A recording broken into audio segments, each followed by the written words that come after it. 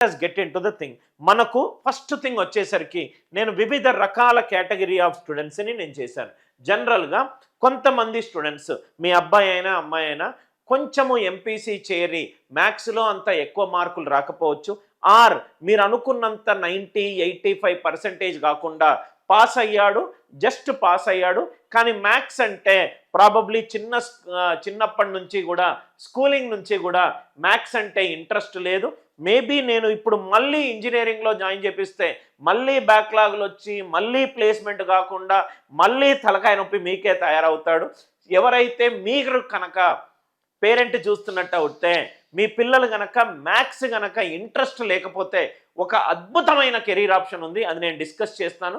సపోజ్గా ఇది స్టూడెంట్స్కి, సార్ నేను మ్యాథ్స్లో ప్రాబబ్లీ అంత గొప్ప కాదు, కానీ నాకు మంచి డిస్కషన్ స్కిల్స్ ఉన్నాయి సార్, మంచి డిబేటింగ్ స్కిల్స్ ఉన్నాయి సార్, మంచి అనలిటికల్ థింకింగ్ స్కిల్స్ ఉన్నాయి సార్, రైట్ అని అనుకునే వాళ్లకు అద్భుతమైన కెరీర్ ఆప్షన్ ఉంది సార్. అదే లా ఎగ్జామినేషన్, క్లాట్ అంటే ఏంటి sir? Common law admission test. నేను దీని గురించి డీటెయిల్గా డిస్కస్ చేస్తాను. మీరు సపోజ్గా వీడియో ఎవరైనా చూస్తుంటే, మీరు కోర్ట్ మూవీ చూస్తుంటే ఆ hero characterisation is a lawyer, right? లాయర్కు ఉండాల్సిన లక్షణం ఏంటంటే క్వశ్చన్ చేయడము, ఏది రైటు ఏది రాంగు అని తర్వాత ఫస్ట్ క్వశ్చన్ చేయడము, why, what, when, where and how అనేది క్వశ్చన్ చేయడం. అద్భుతమైన కెరీర్ ఆప్షన్, డీటెయిల్గా డిస్కస్ చేస్తాను. Common law admission test maths చాలా తక్కువ క్వశ్చన్లు ఉంటాయి, రైట్? ఇది నేషన్ వైడ్ జరిగే ఎగ్జామినేషన్స్.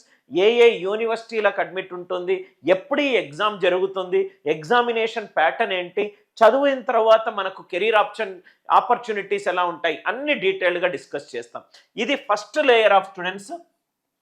ఎవరికైతే కొంచెము డిబేటింగ్ స్కిల్స్ ఉన్నాయి, అనలిటికల్ థింకింగ్ ఉంది, కొంచెము బాగా డీప్గా ఆలోచిస్తారు, ఉన్న థియరీని ఫేస్ వాల్యూ మీద యాక్సెప్ట్ చేయరు, మ్యాథ్స్ అనే సబ్జెక్ట్ అంటే ఇంట్రెస్ట్ లేదు, కొంచెము డిఫరెంట్ రోడ్ మ్యాప్ కెరీర్ అనుకుంటున్నారు అయితే మీ పిల్లలకు మీరు క్లాట్ ఎగ్జామ్ రాపియొచ్చు. క్లాట్ అంటే కామన్ లా అడ్మిషన్ టెస్ట్.